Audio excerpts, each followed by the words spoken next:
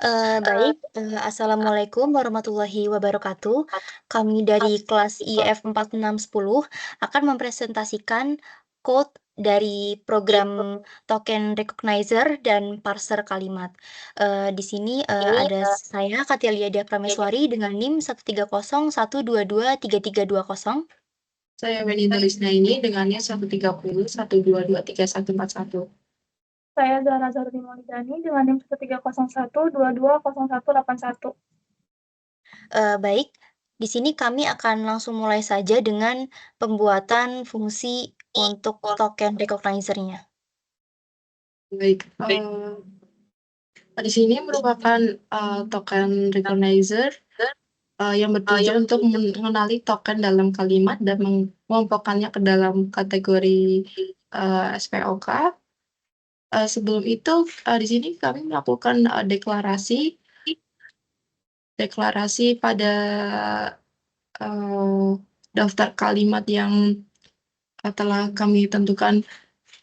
Misal untuk subjek itu ada Tina, Adi, Raka, Dina, Kris. Untuk predikatnya ada menulis, memasak, membaca, mengukir, mendengarkan. Objeknya ada cerita, surat, patung, musik. Keterangannya ada di rumah, di dapur, di kamar, dari kayu, di taman.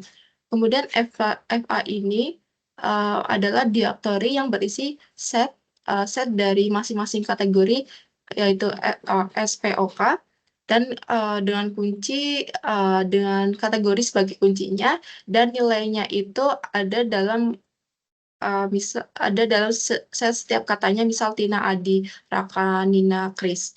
Lalu selanjutnya itu ada proses tokenisasi. Dari proses ini ada current state. Ini digunakan untuk variabel yang menyimpan status saat ini dalam proses pengenalan token. Kemudian ada token result, digunakan untuk sebagai daftar yang menyimpan hasil dari tokenisasi.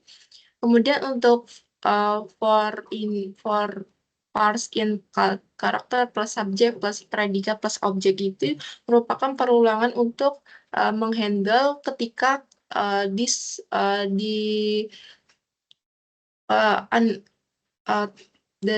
subjek objek predikat keterangan itu ada lebih dari satu kata atau multi kata,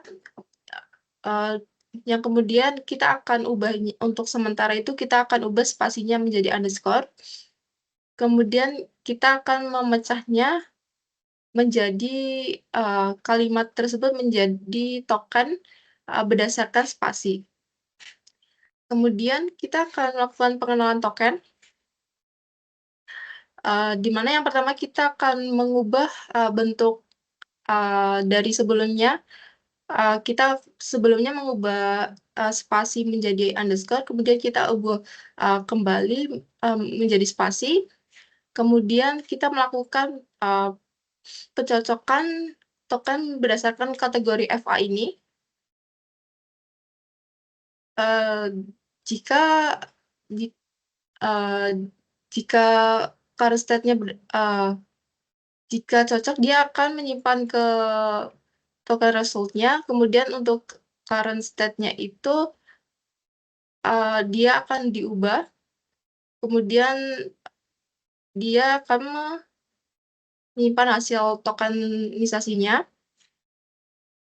Lalu di sini ada pengecekan jika hasil dari tokenisasinya adalah jika current state-nya itu di Q1, Q2, Q3, Q4, dia akan return token result-nya.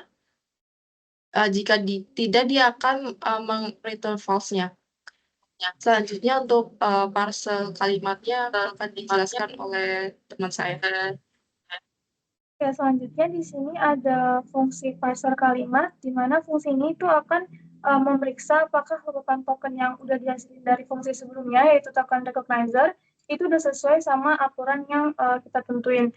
Jadi yang pertama di sini adalah deklarasi rules, yaitu ada SPOK, SPK, SPO, dan SP ini tuh untuk kategori urutan yang valid dalam kalimat.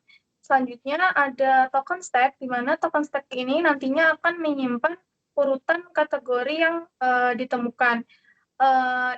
Di situ akan dicek apakah statusnya itu valid atau tidak. Kalau misalnya statusnya invalid, maka dia akan langsung mengembalikan false. Lalu kalau misalnya statusnya valid, dia akan status tersebut akan disimpan di token stack yang udah dibuat sebelumnya. Lalu akan ngeprint push, lalu status untuk dari katanya, dan stack, lalu token stack dari si urutan si status yang valid tadi. Lalu selanjutnya akan dilakukan pengecekan lagi di sini untuk memeriksa apakah token stack tadi itu udah sesuai sama rules yang udah kita tentuin sebelumnya, yaitu yang SPOK, SPK, SPO, dan SP. Kalau misalnya dia udah sesuai, dia akan ngembaliin nilai true. Kalau misalnya dia nggak sesuai, maka akan langsung di return false atau dikembalikan false. Oke, mungkin selanjutnya akan dilanjutkan oleh teman saya, Katelia. Baik, di sini kami membuat variabel kalimat sebagai tempat input pengguna untuk memasukkan kalimat. Nah, kemudian kami juga membuat variabel token result sebagai variabel untuk tempat pemanggilan fungsi token recognizer dengan key kalimat yang sudah dibuat sebelumnya. Nah, di sini akan dilakukan percabangan untuk token result. Di sini akan dilakukan print tokenization result. Nah, kemudian dilakukan iterasi untuk token dan status dalam token result. Print token. Nah, kemudian di sini ada token replace. Token replace itu seperti yang sudah dijelaskan sebelumnya, pengembalian bentuk struktur kalimat menjadi aslinya, dari underscore menjadi spasi. Nah, kemudian di sini akan di print juga statusnya. Nah, di bawahnya lagi ada print n, itu sebagai enter dari tokenization result.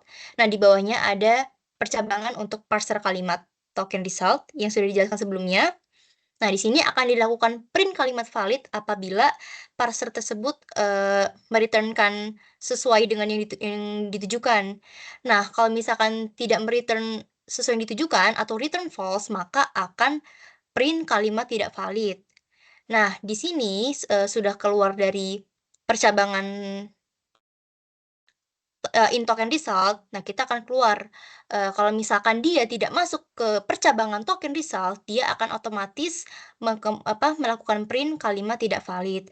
Mungkin kita akan langsung ke outputnya saja pada terminal. Nah, di sini user atau pengguna akan memasukkan contoh kalimat. Nah, berdasarkan hardcode yang sudah dibuat sebelumnya. Kami di sini membuat hardcode Adi memasak sop di dapur. Nah, jika di running, akan mengeluarkan output tokenization result-nya, yaitu Adi dengan status sebagai S atau subjek, memasak sebagai P predikat, sop sebagai O atau objek, dan di dapur sebagai K atau keterangan. Nah, di sini terlihat juga ya proses stack-nya untuk setiap untuk setiap variabel terminalnya. Nah, dapat kesimpulan bahwa kalimat ini valid karena sesuai dengan struktur bahasa yang sudah dibuat sebelumnya pada parser. Nah, kemudian akan dilakukan uji coba juga untuk kalimat yang tidak sesuai dengan struktur yang sudah dibuat.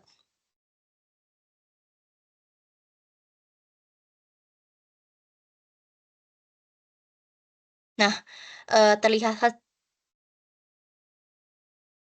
hasilnya, kalau misalkan kita menginputkan